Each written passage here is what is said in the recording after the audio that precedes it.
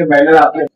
नमस्कार सब पत्रकार बंधुओं को। पहले तो मैं यहाँ पे मानपुर महाराष्ट्र नगर में पिछले 10 साल से माता रानी गौशाला के नाम से गौशाला चलाता हूँ और मैं पत्रकार भी हूँ। तो मेरा ऐसा है कि मैं किसी धर्म या किसी जात समाज के खिलाफ कोई बयान भी नहीं देता हूँ और उनके खिलाफ मैं चलता भी नहीं। और जिस तरह से हम छत्रपति शिवाजी महाराज का आदर करते हैं, वैसे ही हम बाबा साहब अम्बेडकर का भी आदर करते हैं। तो हम स्कूलों में लेके ऑफिसों तक सारे यहाँ पे हमारे बाबा साहब अम्बेडकर कुछ नहीं रहे, तो हम बाबा साहब अम्बेडकर के खिलाफ किसी के द्वेष में आके बाबा साहब के खिलाफ हम जा नहीं सकते। और ना मैं गया हूँ। अब ये इन्होंने जो बोला है, उस महिला को मैं कभी ना देखा हूँ, ना उनसे कभी बातचीत है मेरा, ना मैं उससे कभी मिला हूँ। हाँ, उन्होंने 2-3 दिन पहले मैं यहाँ पे मेरे गौशाला में जब पानी चू रहा था तो मैं पतरा चेंज करने के लिए यहाँ पे आया था और मैं अपने मजदूरों के साथ में ऊपर काम कर रहा था।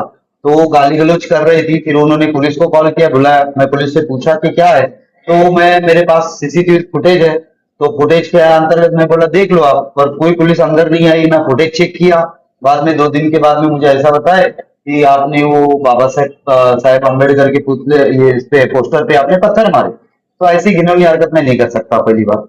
फिर उस महिला ने जो हमारे पे आरोप लगाया है, लक्ष्मी वाघमारे बोल के यहाँ की महिला है। तो ये जो ऑफिस पहले मारा गया था, 4-6 महीने पहले ऑफिस यहाँ पे बांधा गया। तो जब बांधा तभी महेंद्र पाटिल, रफीक शेख और शब्बो और कुछ लोग थे उनके साथ में, जो उनके साथीदार थे। तो वो लोग आके यहाँ पे उन्होंने वैसा बांधा। तो बांधने के बाद में मेरे मेरे ही ऑफिस से वो लाइट लिए थे 2-3 महीना। बाद में मैं अपनी लाइट, मैंने बोल दिया भाई कि मैं अपना कमर्शियल मीटर है, मैं आपको लाइट नहीं दूंगा। तो मैंने अपनी लाइट हटा ली। फिर उन्होंने मेरी गौशाला से अभी जो कार्यक्रम बनाया था, तो यहाँ पे डीपी में जाके डीपी से उन्होंने डायरेक्ट लाइट करके लिया, जो उसको उनके पास कोई भी जंपिंग का भी नहीं, वो कुछ भी शॉर्ट सर्किट हो सकता है। फिर बाद में मैं 1-2 महीना यहाँ पे मतलब आ नहीं रहा था, काम की वजह से मैं कहीं बाहर फंसा हुआ था। तो उन्होंने वायर कट कर दिया। फिर वो जब भी मैं यहाँ आता हूँ, चाहे मैं महीने में आऊँ या 15 दिन में आऊँ, तो गेट के सामने आ जाएंगे, गाली गलौज कर देंगे। हम महिला है, हम तो कुछ बोल नहीं सकते। हमारे प्रोफेशन में ये नहीं शोभा देता, ना हमारी संस्कृति में ये शोभा देता है। तो इस तरह से वो हमें बार बार टॉर्चर कर रहे हैं। और उनका जो स्ट्रक्चर है, उनके लिए हमारा कोई लेना देना नहीं है। वो सरकार की जगह है, वो सरकार देखेगी, महानगर पालिका देखेगी, पुलिस बैठी है, प्रशासन बैठा है, सरकार बैठा है। तो उसमें मैं कुछ नहीं कर रहा हूं। पर इन लोगों को लगता है कि बाबा हम इनको दबाना चाहिए, हम इन पे एलिगेशन करना चाहिए, तो दूसरे का फ्रस्ट्रेशन वो हम पे दिखा रहा है। तो बस वो जो बोल रही है कि भाई मैं इधर किसी कॉन्ट्रैक्टर पे ये इधर 2-2 लाख रुपए लेके बेचता है, उन्होंने जो मेरे पे आरोप लगाया है, मैंने किसी न्यूज से देखा था। तो वो मैं 2-2 लाख का, मैं वो मुझे साबित कर दे कि मैं किसी व्यापारी को भी यहाँ पे जानता हूँ। जो कॉन्ट्रैक्टर बनाता है, झोपड़ा मारता है, वो खाली मेरा नाम ले लेगा, फिर वो वो इतना भी कह दे कि भाई मैं इनको जानता हूँ। तो मेरा तो कोई लेना देना ही नहीं है, खाली भी फंसाया जा रहा है। आपको जो आरोप लगाया वो क्या लग रहा है आपको, याद बताया जा रहा है क्या है? नहीं, बेबुनियाद तो है ना, बेशक उसमें मेरा कुछ लेना ही नहीं है। मैं जिस लोगों को जानता ही नहीं, वो मुझे अंदर घसीट रहे ना इस विषय में, वो मेरे को घसीट रहे अंदर ना। मैं वो महिला से कभी, वो उस महिला को भी पूछ लीजिए, क्या मैं उनको कभी बातचीत किया हूँ, क्या उनका मेरा कभी संपर्क रहा है? उनका हमारा कोई संपर्क नहीं है। ना उनका मोबाइल नंबर मेरे पास, ना मेरा मोबाइल नंबर उनके पास।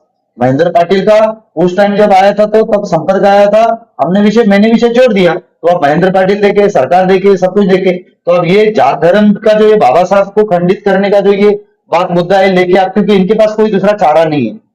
इनके पास आप एक ही चारा बचा है और वो ये इस तरह से इस्तेमाल कर रहे हैं।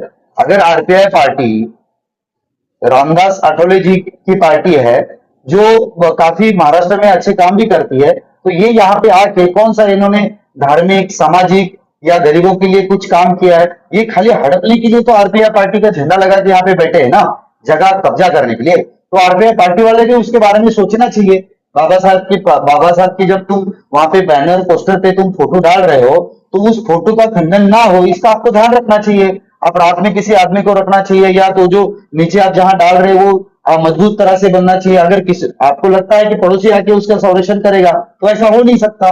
मेरे गौशाला का गेट तोड़ा दिया गया, मेरे आगे का दीवार तोड़ दिया गया, मेरे गाय का इधर का बहुत सारा सामान चोरी हो गया, लोखंड पत्रे सब चोरी हो गए। तो मैं किसी पे एलिगेशन नहीं कर सकता, क्योंकि मैं जो देखता हूँ वो मेरा सामान की सुरक्षा करना मेरा कर्तव्य है ना। मैं किसी पे एलिगेशन कैसे कर सकता हूँ? तो ये जो मेरे पे लगा रहा है, ये ऐसा करता है, ये व्यापारियों से बेचता है, जमीन बेचता है। मैंने जो भी यहाँ पे मैंने जमीन ली है, मैंने जो खरीदी है, मैं सब लोगों से जो झोपड़पट्टी धारक थे उनसे खरीद के मैंने यहाँ पे मैं बैठा हूँ। मैं कभी कोई एक फीट भी जमीन कोई मैंने कब्जा नहीं किया यहाँ पे। मेरे पास दस्तावेज भी है उस चीज का। तो उन लोग जो अभी 6 महीने पहले ये डाले हैं, तो उनके पास क्या प्रूफ है कि भाई हम लोग हमारा ये लीगली है?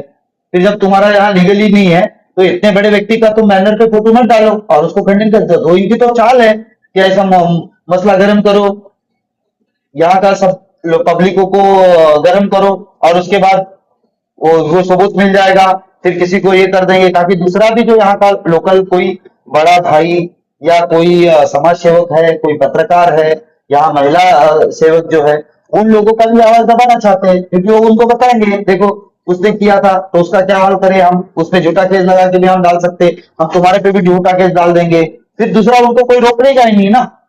मेरा उन लोगों से कोई ताल्लुकात नहीं है, ना मैं उन लोगों से कभी बात करता हूँ, ना मैं उन लोगों से कभी मिलता हूँ, ना वो मेरे पास कभी आते हैं। ये तो सिर्फ हवाबाजी में करके उनका उनका जो उनका प्रोफेशन अलग है, मेरा प्रोफेशन अलग है।